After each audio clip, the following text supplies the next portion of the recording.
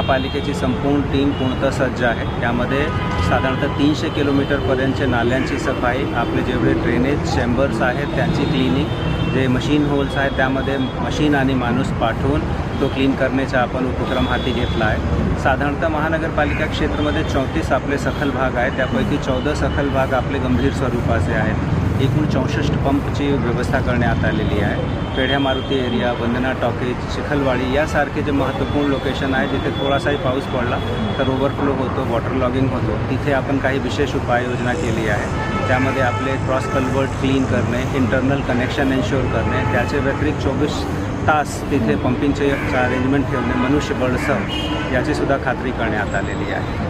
विटावा सबवेची पण आपण पाहणी केली हो, सो विटावा सबवेचीही आपण पाहणी केली आहे। तिथेसुद्धा साधारणतः 40 HP आपण पंप्स बसवले आहेत। तिथे 24 तास 2 कर्मचारी आपण ठेवत आहोत आणि आपल्याकडे पावसाचं प्रमाण तसेच हाई टाईड याचा इशारा आणि त्याचे व्यतिरिक्त नालेमध्ये जे वाहून जाणारा पाणी आहे त्याचे व्हॉल्यूमचा अंदाज घेऊन हे पंप्स आपण टप्प्याटप्प्यामध्ये सुरू ठेवणार आहे।